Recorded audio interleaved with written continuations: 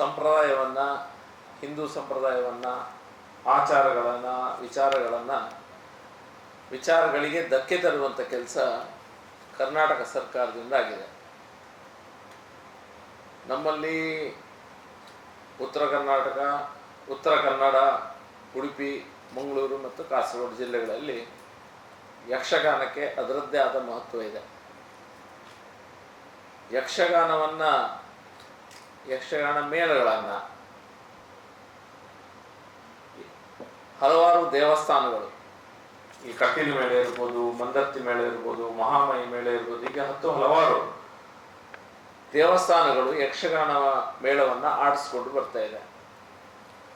ನಮ್ಮಲ್ಲಿ ಈ ದೇವಸ್ಥಾನ ಆಡಿಸುವಂಥ ಮೇಳಗಳಲ್ಲಿ ಇರ್ಬೋದು, ಬೇರೆ ಬೇರೆಗಳ ಯಕ್ಷಗಾನ ಆಗುವಂಥ ಸಂದರ್ಭದಲ್ಲಿ ವೇಷ ಹಾಕುವಂಥ ಪಾತ್ರಧಾರಿಗಳು, ಕಲಾವಿದರು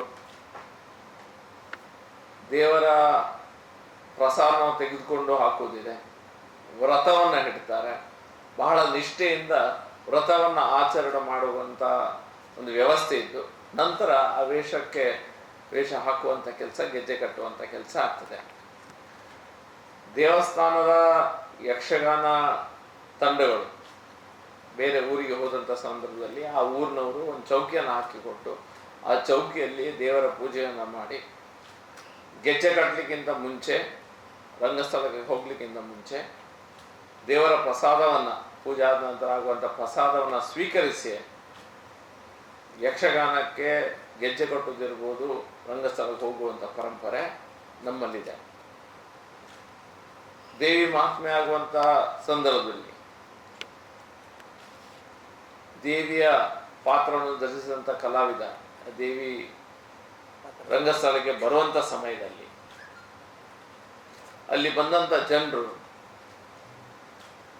ದೇವಿಯ ಬರುವಂಥ ಸಂದರ್ಭದಲ್ಲಿ ಎದ್ದು ನಿಂತು, ಕೆಲವರು ಕಾಲಿಗೆ ಬೀಳುವುದು ಸಹ ಇರ್ತದೆ, ಎದ್ದು ನಿಂತು ತಮ್ಮ ಗೌರವವನ್ನು ಸೂಚಿಸುವುದನ್ನು ನಾವು ನೋಡ್ತಾ ಬಂದಿದ್ದೇವೆ.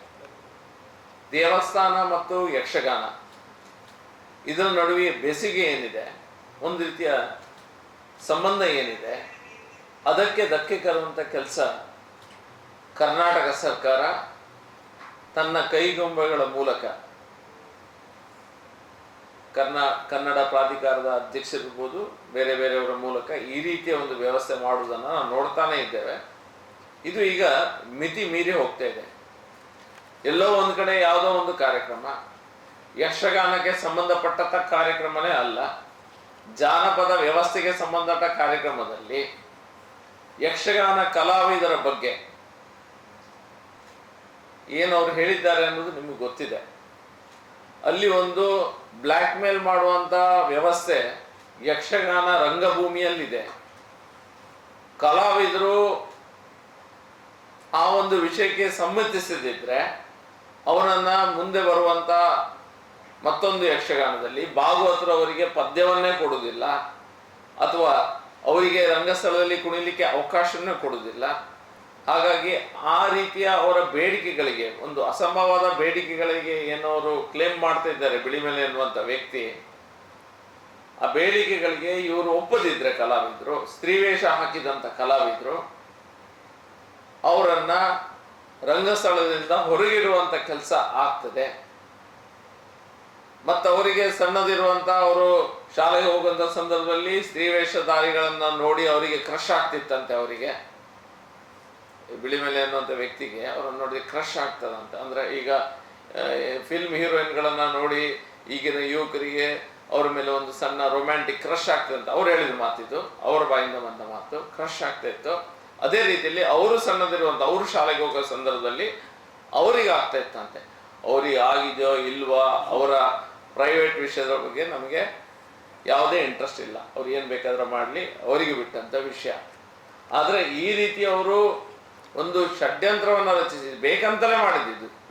ಇದು ಮೇಲ್ನೋಟಕ್ಕೆ ನನಗೆ ನನ್ನ ವೈಯಕ್ತಿಕವಾದ ವಿಷಯ ನಾನು ಹೇಳಿದ್ದೇನೆ, ನಂತರ ಯಾರ ಮನಸ್ಸಿಗೆ ನೋಯಿಸುವಂಥ ಉದ್ದೇಶ ನನ್ನದಿರಲಿಲ್ಲ. ಅದೆಲ್ಲ ಹಿಟ್ ಆ್ಯಂಡ್ ರನ್ ಕೇಸ್ ಇದು. ಅವರ ಮನಸ್ಥಿತಿಯಲ್ಲಿ ಹೇಗಿತ್ತಂತಂದರೆ ಈ ವಿಷಯವನ್ನು ನಾವು ಹೇಳಬೇಕು, ಅದು ಹೇಳಿದ ನಂತರ ಒಂದು ಚರ್ಚೆಗೆ ಆಸ್ಪದ ಮಾಡಿಕೊಡಬೇಕು. ಮತ್ತು ಸರ್ಕಾರ ಇದನ್ನು ಕೈ ಕಟ್ಟಿ ನೋಡ್ಕೊಂಡು ಕೂತ್ಕೊಂಡು ನೋಡ್ತಾ ಇದೆ ವಿನ ಇದ್ರ ಬಗ್ಗೆ ಯಾವುದೇ ಒಂದು ಆ್ಯಕ್ಷನನ್ನು ತೆಗಿತಾ ಇಲ್ಲ. ತೆಗೆಯುವಂಥ ಒಂದೇ ಒಂದು ವ್ಯಕ್ತಿ ಸಹ ಈ ನಮ್ಮ ಕರಾವಳಿ ಪ್ರದೇಶದಲ್ಲಿ, ಕರಾವಳಿಯ ನಾವು ಉತ್ತರ ಕನ್ನಡದಿಂದ ಹಿಡಿದು ಕಾಸರಗೋಡು ತನಕ ಎಷ್ಟೋ ಜನ ಕಾಂಗ್ರೆಸ್ ನಾಯಕರುಗಳಿದ್ದಾರೆ. ಅವರೇ ಯಕ್ಷಗಾನವನ್ನು ಅವ್ರ ಮನೆಯಲ್ಲಿ ಹರಕೆ ಹೊತ್ತು ಕಟೀಲ್ ದೇವಸ್ಥಾನದ ಮೇಳಗಳನ್ನು ತರಿಸಿ ಯಕ್ಷಗಾನದ ಕಾರ್ಯಕ್ರಮಗಳನ್ನು ಮಾಡ್ತಾರೆ. ಒಬ್ಬ ವ್ಯಕ್ತಿ ಇಷ್ಟು ತನಕ ಒಂದು ಶಬ್ದವನ್ನ ಅದರ ವಿರುದ್ಧವಾಗಿ ಮಾತಾಡಲಿಲ್ಲ. ಅಷ್ಟೇ ಹೆದರಿಕೆ ಯಾಕೆ ಇವರಿಗೆ? ಇವರ ಆಚಾರ ವಿಚಾರ, ಇವರ ಸಂಸ್ಕಾರ ಸಂಸ್ಕೃತಿಗೆ ಧಕ್ಕೆ ಬರುವಂತ ಸಂದರ್ಭದಲ್ಲಿ ಸಹ ಒಬ್ಬ ಕಾಂಗ್ರೆಸ್ ನಾಯಕ ಬಾಯಿ ಬಿಚ್ಚುವುದಿಲ್ಲ ಅಂತ ಹೇಳಿದ್ರೆ, ಅವರಿಗೆ ಮಾತಾಡ್ಲಿಕ್ಕೆ ಈಗ ಸಡನ್ ಮೂಕರಾಗಿದ್ದಾರೆ ಅಂತ ಹೇಳಿದ್ರೆ ಏನ್ ಕತೆ? ಹಾಗಾದ್ರೆ ಇವರು ನಮ್ಮ ಹಿಂದೂಗಳಿಗೆ ಏನಾದ್ರು ಸಹ ಅಥವಾ ನಮ್ಮ ಸಂಸ್ಕಾರ ಸಂಸ್ಕೃತಿಗೆ ಏನಾದ್ರು ಸಹ ಇವರಿಗೆ ಓಟ್ ಬೇಕು, ಆದ್ರೆ ಅದರ ಬಗ್ಗೆ ಮಾತಾಡುವಂತ ಧೈರ್ಯ ಒಬ್ಬ ವ್ಯಕ್ತಿ ಸಹ ತೋರಿಸ್ತಿಲ್ಲ ಅಂತ ಹೇಳಿದ್ರೆ ಏನರ್ಥ? ಇದು ಸರ್ಕಾರ ಪ್ರಾಯೋಜಿತವಾಗಿ ನಡೆಯುತ್ತಿರುವಂತಹ ಒಂದು ಕೆಲಸ.